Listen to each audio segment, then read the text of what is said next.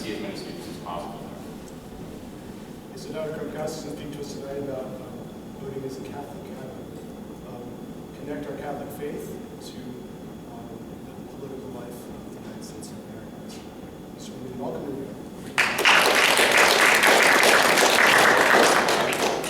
Well, when Father Stephen invited me, of course I said yes, but the particular topic is a difficult little knot to tackle. And so I struggled with it a little bit, and I have 4 parts of what I want to talk about. I've sort of tipped my cards to a few people already. I haven't timed the talk. I just pulled it together in the past few hours. I have been thinking about it for the last few weeks. So you'll have to bear with me if I go too long or if I don't make any sense. I'm trying to make sense, so I'm aspiring to be good, at least. So it may be better if you allow me to hug my notes a little bit, just so I can get through some of the material. But of course I'll be around to take questions afterwards. So if there's some gap in it, just let me know. And so the talk I'm going to give has 4 parts. And the first part has to do with the Catholic foundations of the history of voting, which is not quite on the topic. So you need to sort of recognize when academics are given a topic, it's difficult. You got to start some other place first, kind of back into it a little bit. So let me begin here, and then I'll talk a little bit about the history of voting by Catholics in the American experience. Then I'll say something about how a social scientist looks at voting. And then finally, I'll get at really what I think Father Stephen wants me to talk about, which are the normative guidelines or perspectives about voting as a Catholic.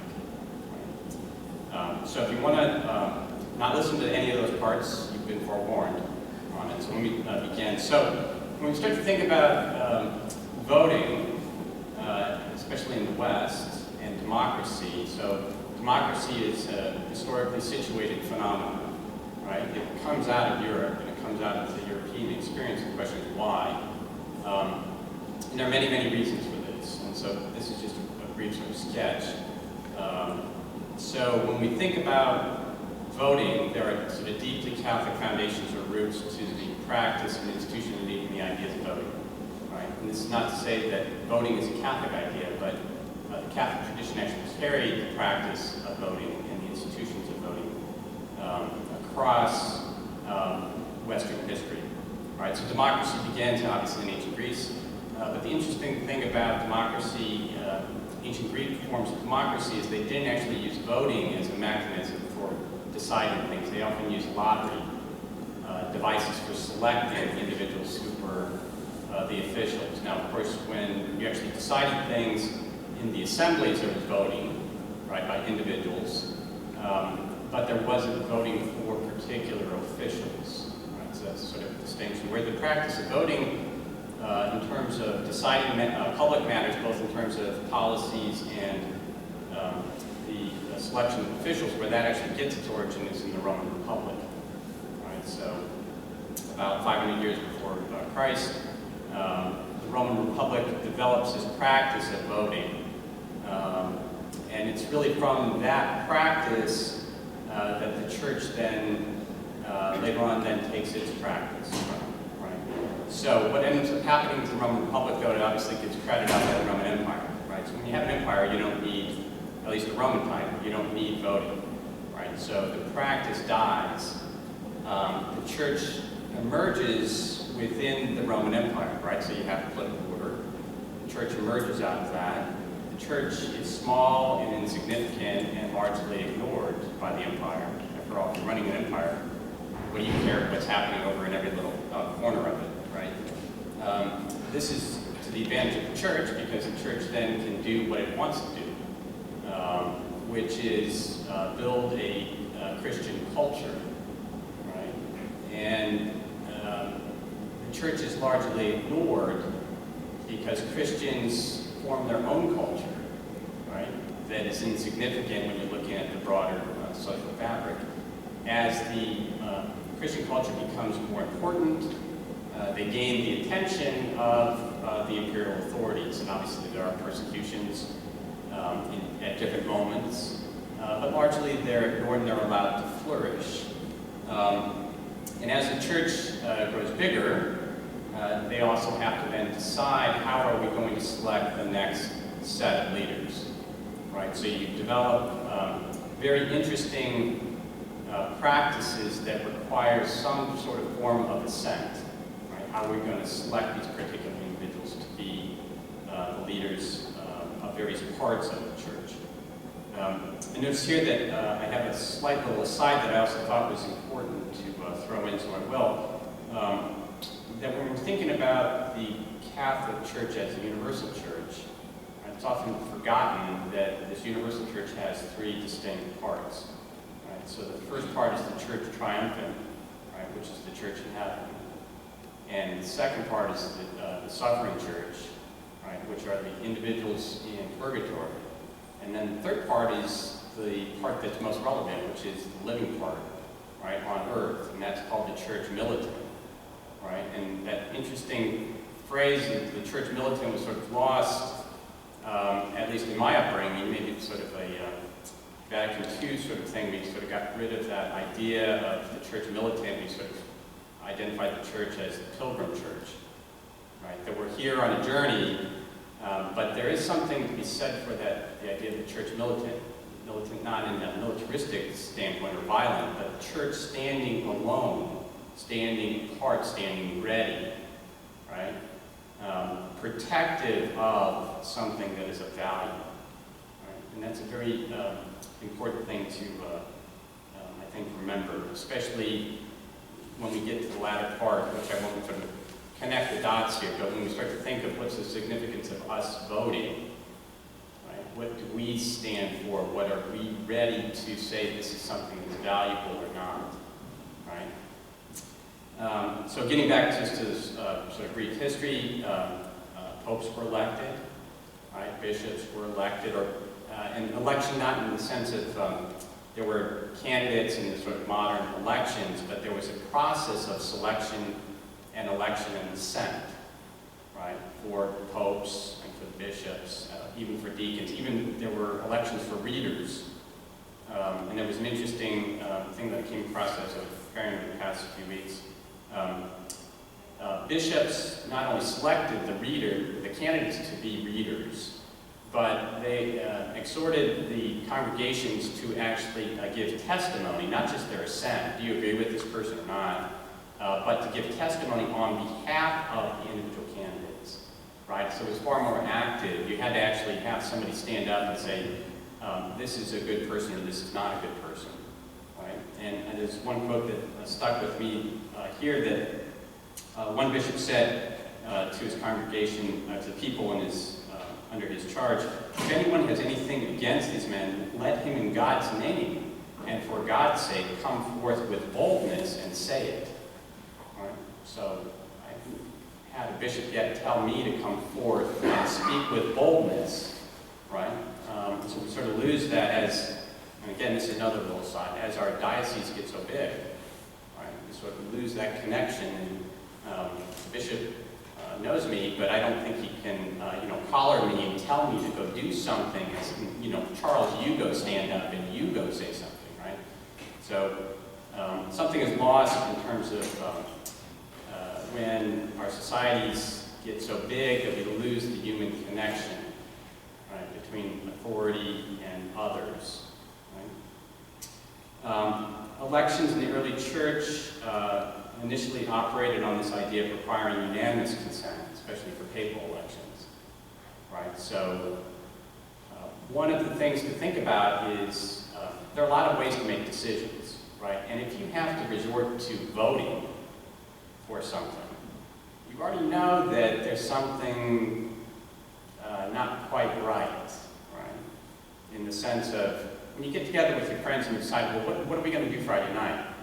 Right? Well, how often is it that you and your friends, let's vote about it, right? And I'm going to have a paper here, and everyone write down, and we're going to tally things, we're going to get some judge to come in, right?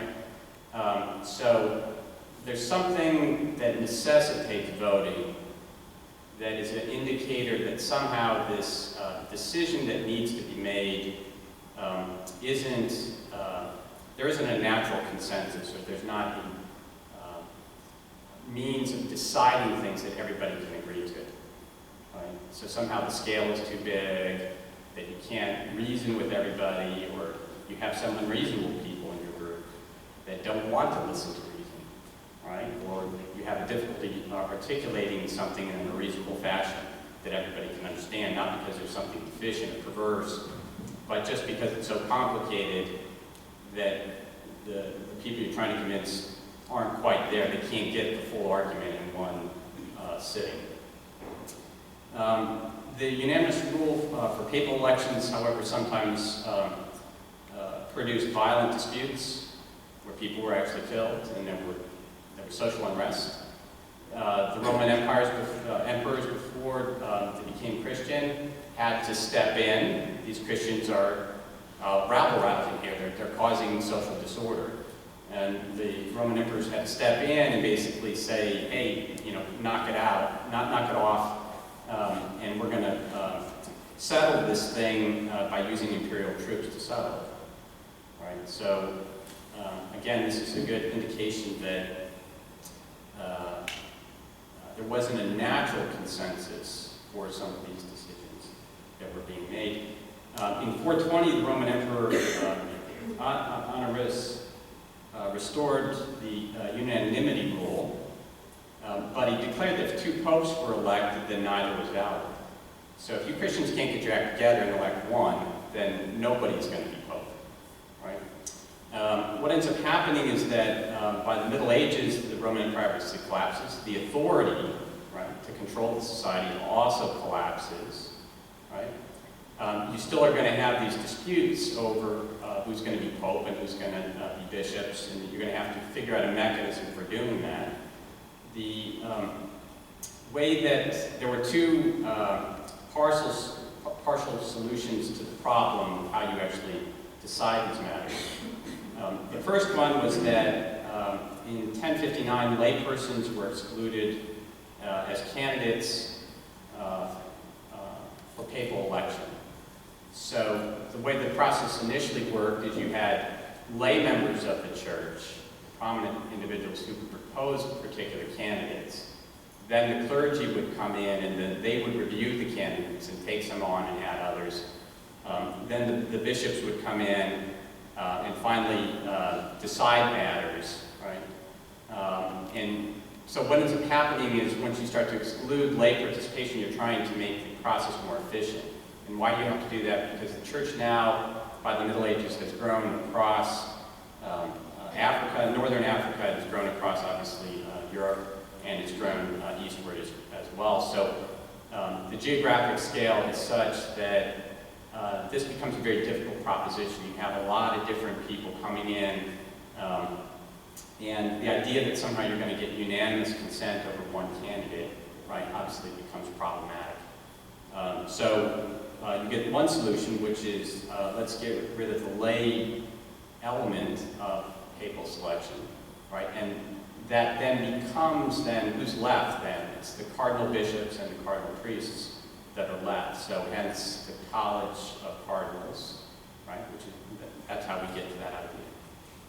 And in 1179, a two-thirds majority rule was adopted, right? So you're sort of backing off the unanimity rule, you move to two-thirds majority.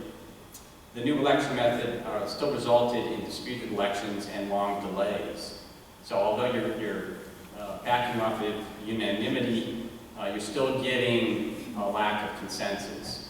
And what ends up happening is you get, for months at a time, you don't get a new pope. Sometimes it drags on for years.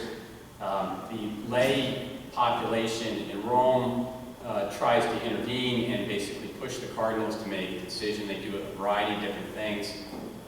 They decide to lock them in a particular building until they decide, right? So that's where you get the idea of a conclave. So conclave with a key, right? That's how you get that particular idea. They also decide that they're going to only feed them bread, water, and wine.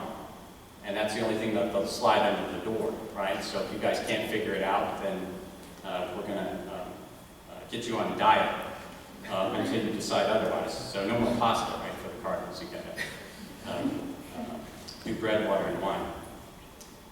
There are also two other interesting little anecdotes which I'll pass on. Is once the people also removed the palace roof. So if you guys enjoyed not deciding so much in that room, we're also going to expose you to the elements. And then another time, a local official also threatened to exhume and display the body of the previous pope, who had been dead for 2 years. Right? So this was another sort of incentive to get into moving forward. Now, I'm not, as I told you, I'm not a practice here. So what we actually have here is we have a picture of the church triumphant at the top, and then the church militant. So this is a nice representation of that idea, and this is from the church in Florence. And we know that it's a Dominican church because of all the Dominicans that are prominent in the display there. Right? So I'll have to advance to see. Okay, so we're on.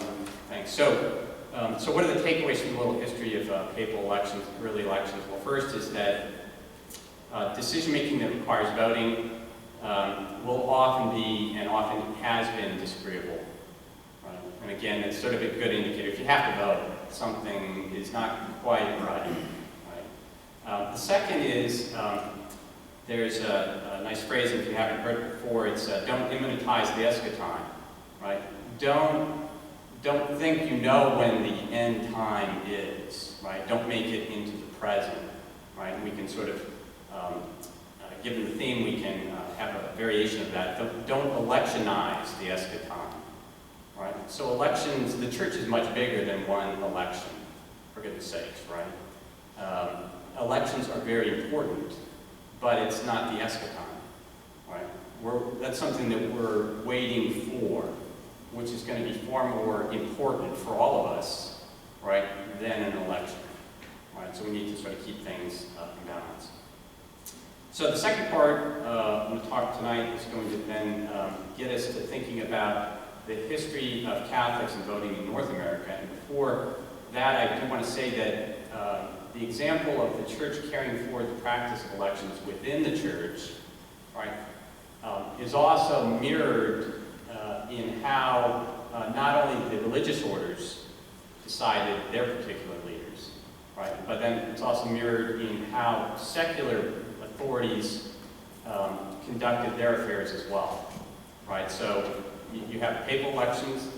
You also have religious elections. So the Dominicans were the first out of the gate in terms of trying to figure out how religious orders could decide their particular leaders.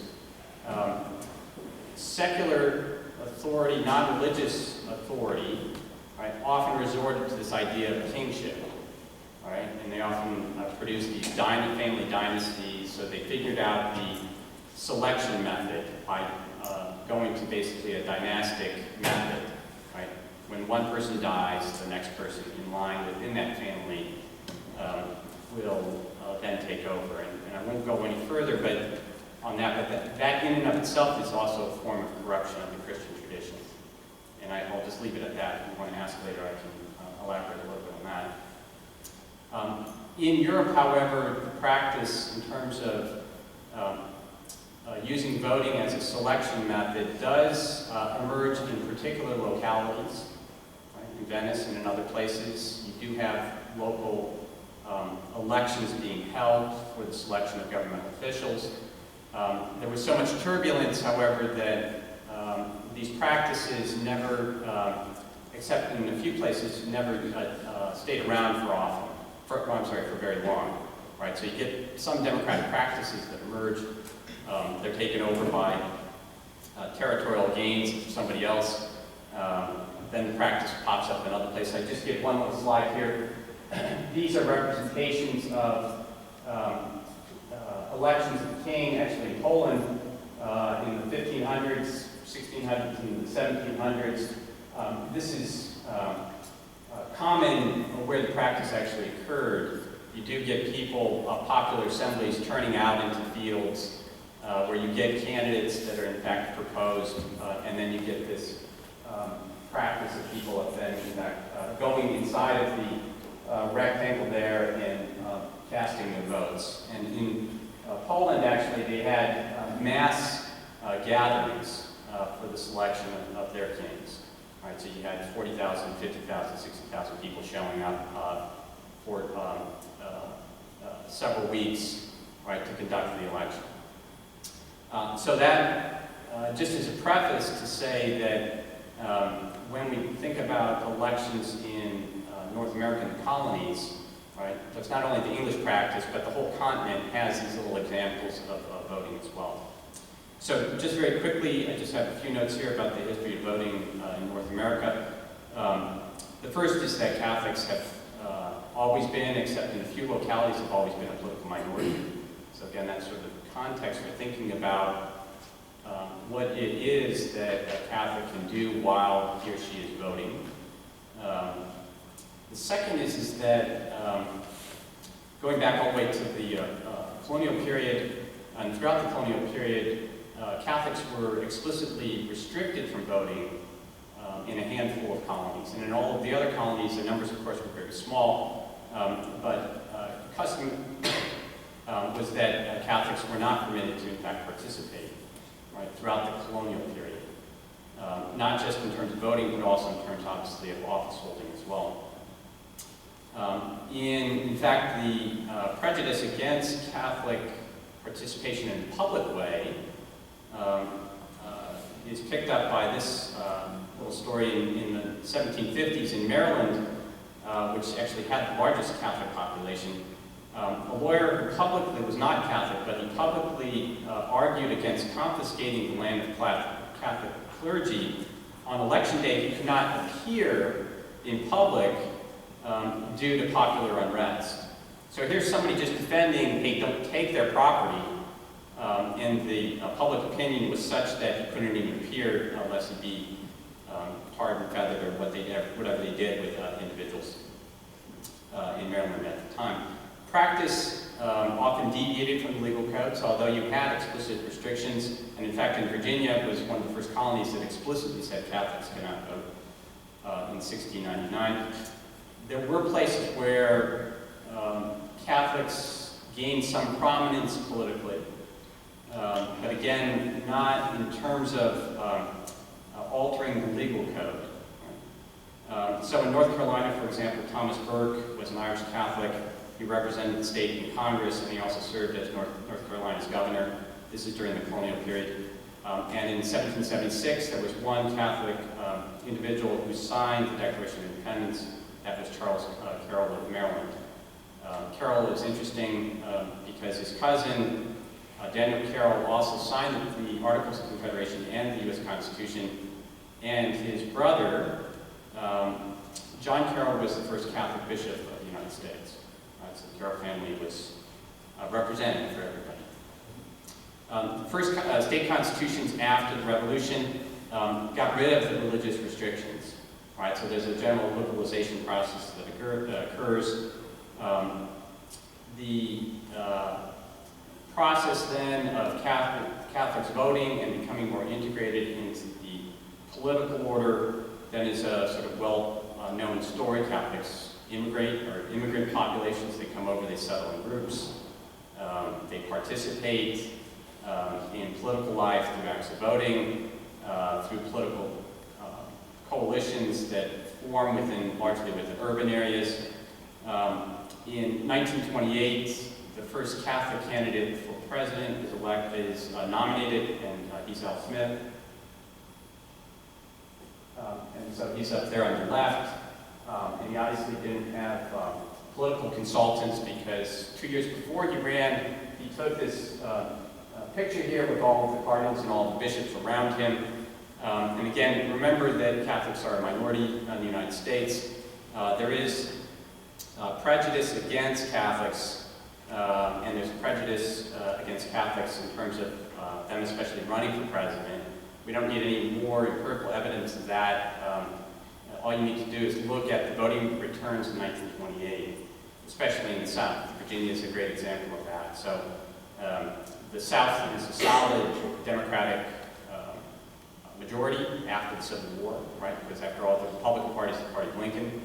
The South, just go on Wikipedia or Google or wherever, the South always votes Democratic, right? From the Civil War forward, In 1928, the state of Virginia and the South actually don't vote Democratic. Right? So Smith loses the election. And you don't need to dig very deep into the historical record to see why Virginia doesn't vote Democratic. It has to do with the fact that Smith actually is Catholic. In 1932, Franklin Roosevelt is elected, and Catholics in urban areas and in urban machines aligned with FDR and the New Deal. And it just wasn't a political calculus. Roosevelt also knew how to talk in Catholic idiom. So FDR is out there on the campaign, in his campaign, and he's actually citing and referring to papal encyclicals in his speeches before Catholic audiences. So there is a recognition, although we don't want a Catholic as president, we do recognize the importance of Catholics as voting blocs, right? And there's a particular way in which candidates can, in fact, talk to Catholic audiences. Some Catholic voters started to drift and align with Eisenhower in the 1950s. Eisenhower is unusual in that sense because he wasn't a highly partisan candidate. He was a war hero, and many people found that attractive, so it's hard to attribute a realignment to the Republican Party beginning in the 1950s. In 1960, according to the available data, 78% of all Catholics who voted for John Kennedy. So there was obviously an allegiance there that was followed. As late as the late 1960s, the Democratic Party had three candidates, two of their three presidential candidates in the Democratic Party were Catholics, Eugene McCarthy and Robert Kennedy. Were both serious Catholics, really on the sort of liberal wing of the Democratic Party. And in 1972, McGovern picked the Peace Corps founder, Sergeant Shriver, who was deeply Catholic. He was an individual who attended Mass regularly, walked around with a rosary in his pocket, so you can't get much more Catholic than that. What ends up happening, this sort of concludes the second part of my talk, is Catholics began this realignment starting in the 1970s and 1980s, moving away from the Democratic Party into the Republican Party.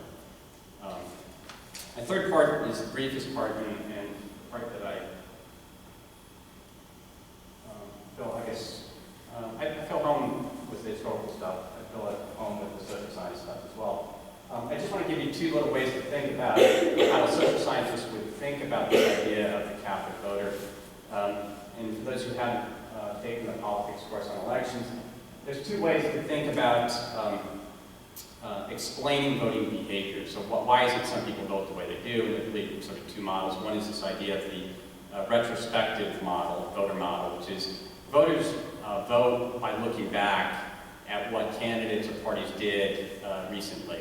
And we're either going to reward or punish the party that they're going back and thinking about. The second way is to think prospectively. Right? We're going to listen to the candidates, we're going to see what they say, we're going to see what the parties have done, we're going to see what the parties are saying in their platforms, and we're going to vote based upon that. And these are the sort of two traditional ways to think about explaining why people vote one way or the other. Right? And this does have normative implications, right? Because you do have to, social scientists make up a lot of things, right? Including this idea of the retrospective model, right? It's not like we have that as a category in our brain, right? So we're imposing that on voters. But it's meant to be a model which simplifies reality, but says something important about it, right? So we just didn't make it about thin air. We got that from interviewing people. Why did you vote the way? Well, because I didn't like that guy, what he did. Oh, I like what they said they were going to do, right? So it does resonate with how we actually think about the calculus of voting, right? Why do you vote the way you're voting? You're looking back, you're looking forward, right? The second thing that I just want to mention here, and sort of conclude this, we have one more slide, is the idea of measuring voting behavior. And we can do that through two mechanisms. One is election records, so registration records, election results.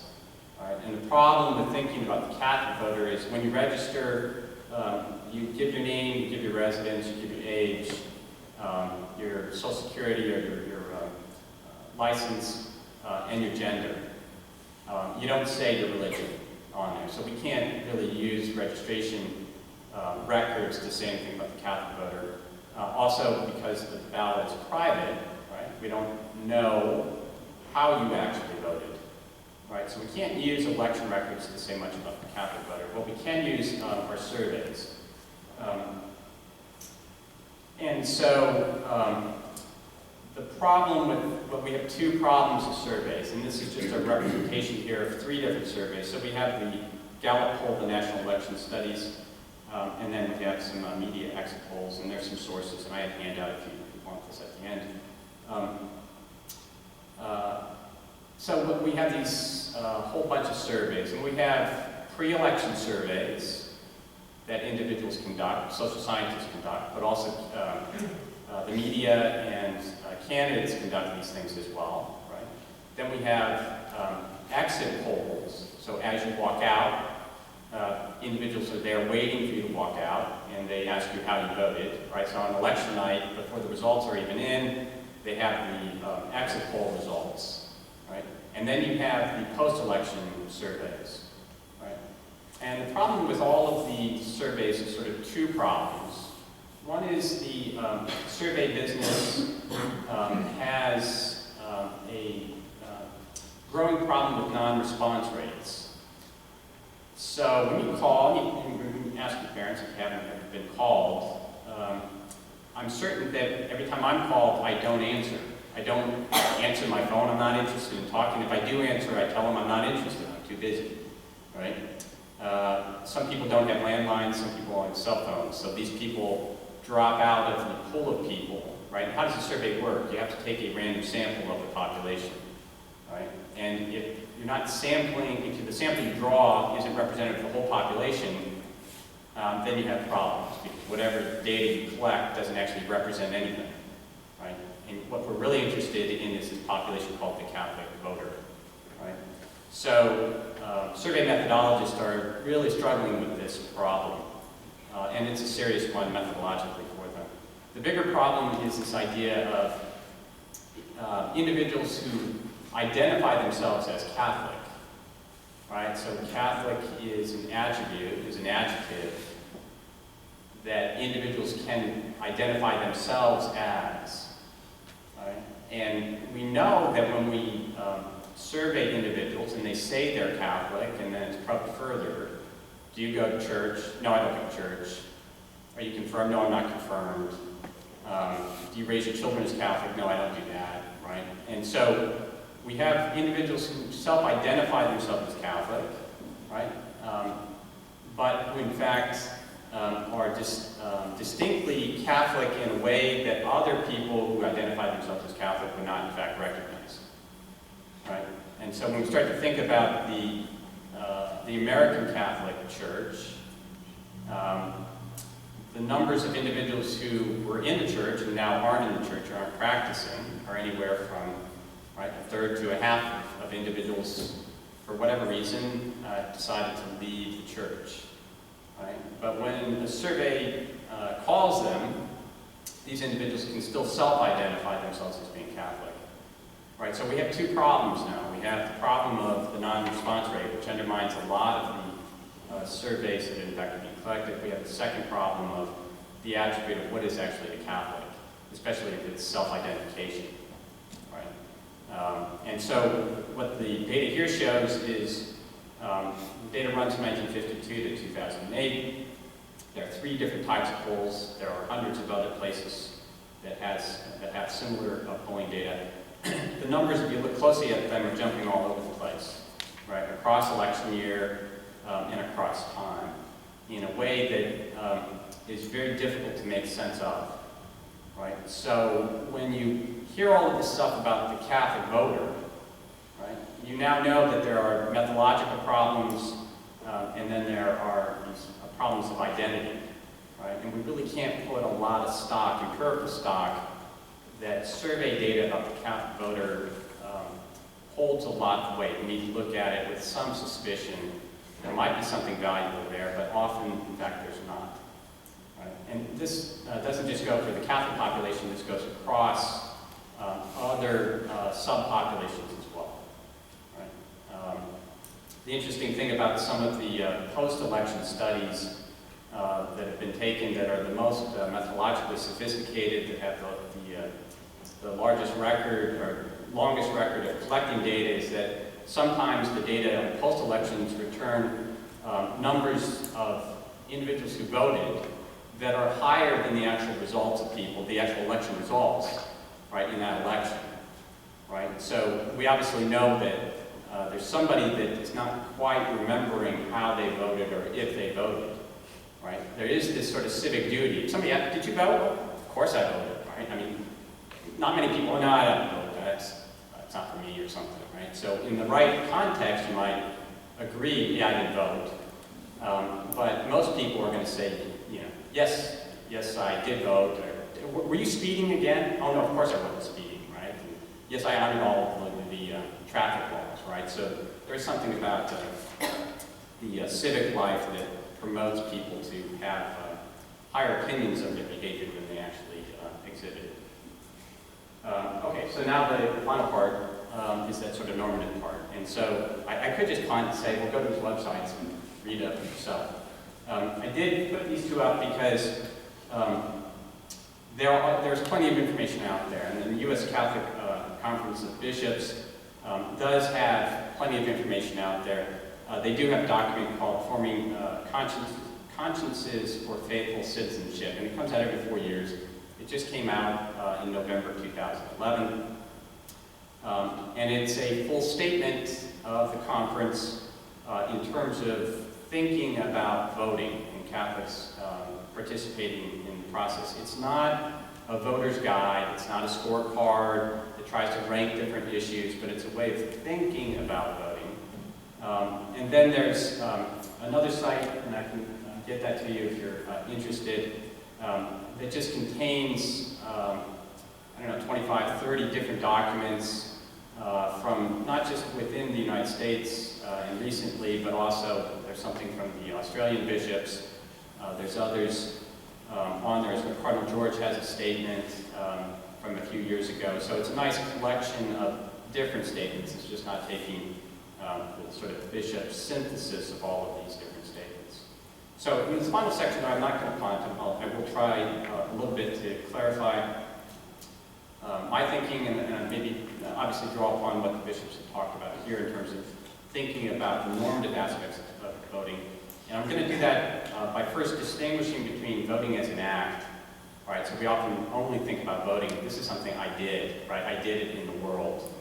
And it's going to, in fact, have some effect immediately. And it's going to have then some secondary effect. If I vote for this person, right, it's the first effect, then it'll have a secondary effect upon others who participate in the political process, and it'll have a tertiary effect in terms of producing policy. Policy then will have additional effects after that. And for me personally, this is a very difficult way to start thinking about normative issues and ethics, right? The act of voting itself having ethical implications, right? So if we go back to the first stories of the papal elections, right? The cardinals get together and they vote, and there were some less than stellar popes that did some less than stellar things in their lives and for other people, right? This is part of the history of the church, right? Which again reminds us that just because we self-identify doesn't necessarily guarantee the content of what we're aspiring to be, right? But thinking back to those cardinals, well, are the cardinals who elected those horrendous popes, well, I don't know, are those cardinals eternally damned for electing those horrendous popes? I'm not certain if that's the case or not, right? I can't really judge that, but they did the best they could. At least we hope they did, right? So again, if we sort of take that back to the modern context, voting down the line becomes somewhat tenuous, right? There's some ambiguity there. Especially given the political context within which we live, right? We don't have a dictator, right? We have a system of checks and balances. We have a system of federalism, right? We have a legal system, a system for adjudicating disputes. It's not that easy to get anything enacted, right? So it's not quite clear that by voting for one person or a few people within our area, right, because we have districts and Senate districts, statewide Senate districts, that we're actually ensuring the final product that actually ever comes out of the legislative process, right?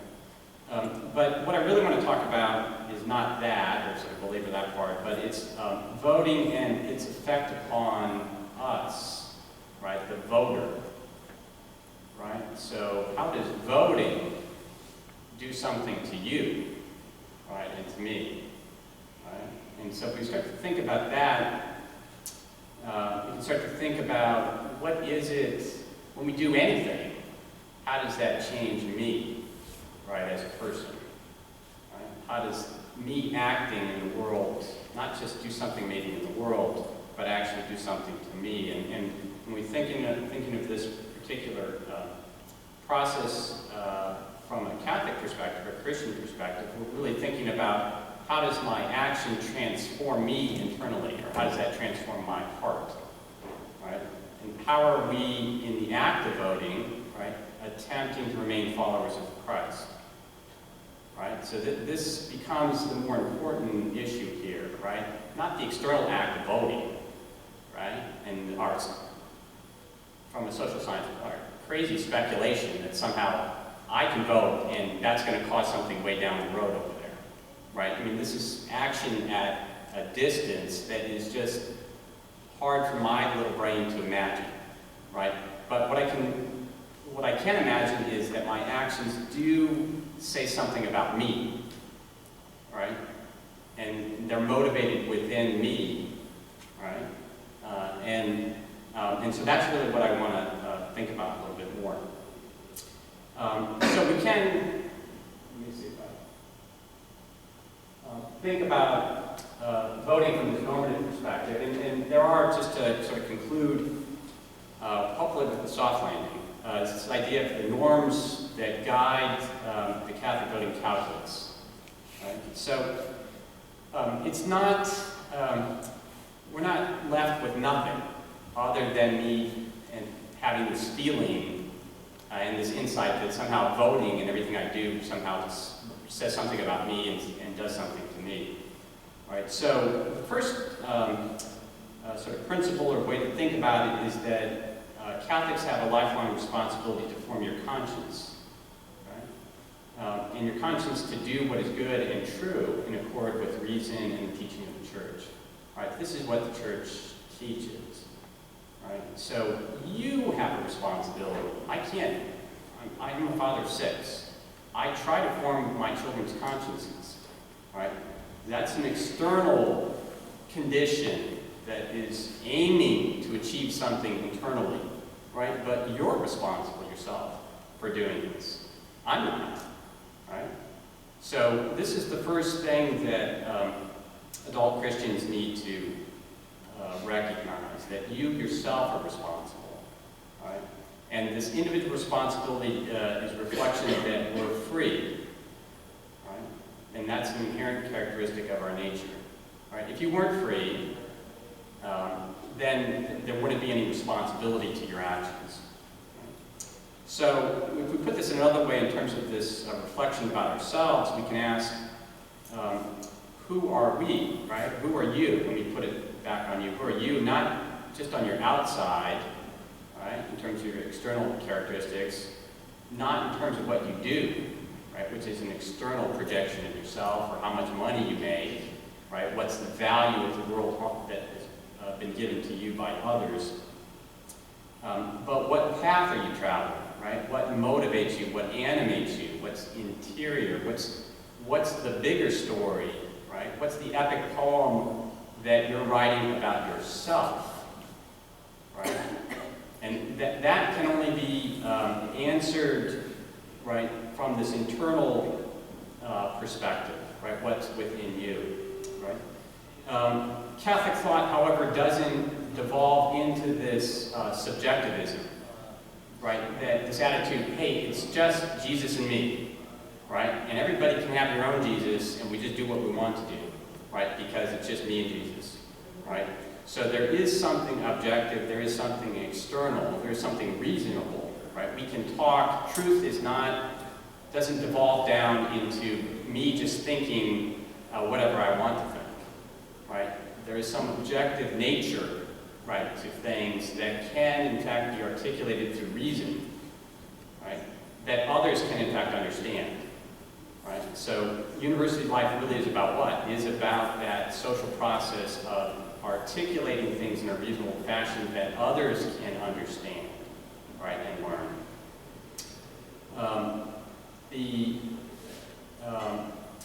There are a few other principles that also sort of guide this sort of thinking, and they're also worth mentioning. The first is that good ends, no matter what they are, right, can never be justified by immoral means. Right?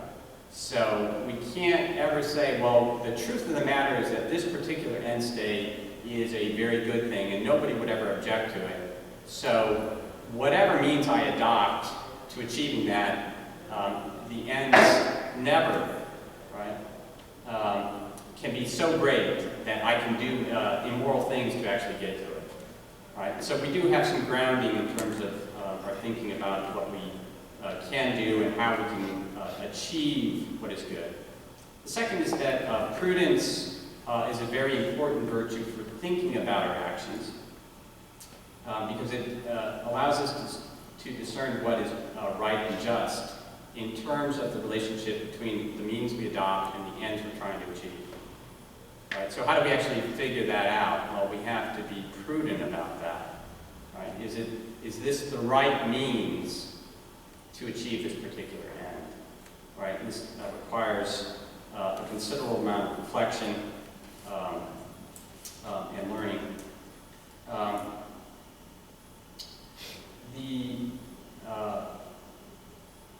Other thing to consider in terms of this prudential judgments that we need to in fact make is the context within which we're making them.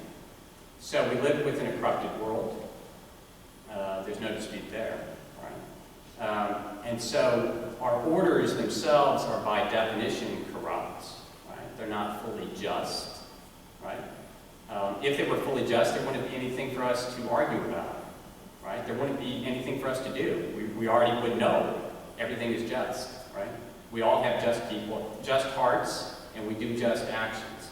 Right? So, but we recognize we don't live within a world of full justice, and so this prudential consideration then must in fact come to bear on how we make an unjust world just a little bit more just. Right? Not fully just. Right? Because that wouldn't be the prudential thing to think about. Right? Is it really the case that this little group here, right, can figure it all out and we can go out and transform this unjust world in a second? Right? This would be an imprudent, right, remark, right, or idea for us to in fact follow. Another idea in terms of guiding Catholics in voting is that there's a moral obligation to participate. Right? And why is this? Well, we can think, one, we're social beings, right? So social order is both natural and necessary. So if something is both natural and necessary, right, then it's a good thing for us to in fact do. Right? The second thing is to recall our own baptism. Right? What does baptism do for us? It makes us a new person, but a new person that's also public.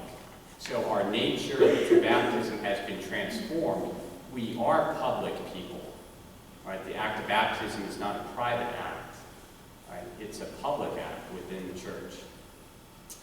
Another thing to be consider in terms of this moral obligation to participate is that participation facilitates social coordination to produce social goods that would not be possible otherwise.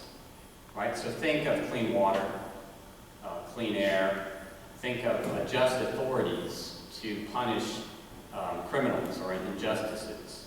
Right? Right? None of these things are possible unless we coordinate, unless we decide this is what the law will be, this is how we get to clean water, this is how we achieve these other common ends. Right?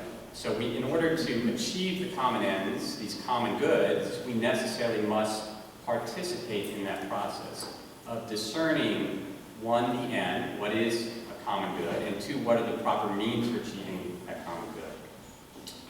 And most important for Catholics and for all Christians, God's love for us has been revealed. Right? And this revelation shows us the truth of what it means to be truly human. Right? So just as baptism reveals that we're now public people, something different. Right? Christ's incarnation shows and sacrifice shows us that God loves us and is one of us. And this then transforms then the world, and it transforms our place within the world, because the revelation of God's love for us, right, then calls us to do what? To not only love God, but to love our neighbor, right? And so, without the revelation that first God loves us, right, this command to go and love others, right, doesn't make a lot of sense, right? Just under the instrumental logic, right? You don't often give your money to somebody unless you first get the product you want to buy, right? The new way of thinking is that, one, something has already been given to us, it's been revealed to us. So now we need to, in fact, go out and love others before, in fact, they even love us, right? So this becomes a higher bar, but it becomes something that motivates us to act in the world in a fundamentally different way. The third sort of guiding principle is the idea that there's a moral duty not to participate or promote intrinsic evils. Right? So not just we need to participate, but we also need to participate in a way that doesn't promote or condone things that are intrinsically evil. Right? So for example, the deliberate taking of innocent human life. Right? Not only is degrading and devaluing to the person whose life is taken, but it devalues and degrades the agent who took the life, people related to the agent, people related to the person whose life was taken, and also what does it do is it creates a culture in everybody else that has to accept, right, as an historical fact that a life was taken. Right? My life is forever changed because of the fact that an innocent person's life was in fact taken. Right? In the same way, every other action, right, changes and alters us in a way that can't ever be undone. Right? History has these chains upon us. Actions that occur can't ever be undone. Right? The Church teaches that there are other examples of things that are intrinsic evils other than taking innocent life. Genocide, torture, racism, targeting of non-combatants in acts of terror or war, unjust wars, right? Human cloning, destructive research on human embryos, the death penalty, unjust discrimination of individuals. Right? All of these things degrade the dignity of human persons that, in fact, have already been loved by God. Right? It's not for us to decide that one. Right? And so the Church teaches that all of these things degrade not just those people involved, but they degrade everyone else within the Church and outside of the Church, because it alters the way that we think about each other, and it alters our capacities to love, right? And it alters them in a negative way, right? There's only so much, right, suffering that an individual can take before it just becomes normalized, before people become immunized by it, right? You start accepting things as normal because they've in fact already occurred. Okay? And then finally, the Church also teaches that voting can be guided by the promotion of the life ethic, right? Not just the protection of innocent life, right? But life lived to its fullness, right? In terms of the provision of common goods and in terms of providing for and recognizing the dignity of each individual. Right? So the final thing is that the bishops have offered a way of thinking about, in a prudential way, thinking about these different ways of engaging the process of voting in terms of thinking about different conflicts, right? And different candidates have different positions on particular issues. When both candidates are in fact not the ideal choice, what do you in fact do then? In terms of the idea of not participating in the promotion of intrinsic evils, right? What is the Christian to do, right? When you're called not to promote or condone or normalize activities of intrinsic evils that don't promote the life ethic, that don't recognize the dignity of all persons, right? What are you to do, right? Well, it's a matter of individual conscience, right? It's not a matter of being told what to do. It's a matter of you forming your conscience within to recognize what is it that's animating me to be the person that I want to be, that I'm called to be, right? So the bishops are pretty clear that they're not telling people how to vote, right? The church has a big job to do in terms of the formation of our thinking about that. So when you're presented with a dilemma under a prudential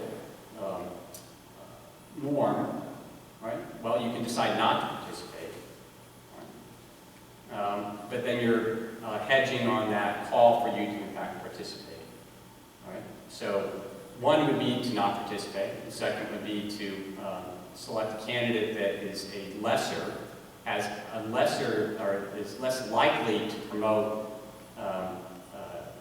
evil compared to others, right? And again, when, although the bishops sort of articulate this particular idea, to me, again, and only me, it's very difficult for me to start thinking, do I really have the capacity to calculate the likelihood of one person doing a little bit less evil than another person doing that, right? This becomes very difficult for me to think that I possess that particular capacity, right? So, in conclusion, two things. One is this necessity for you to form your conscience yourself, right? To think about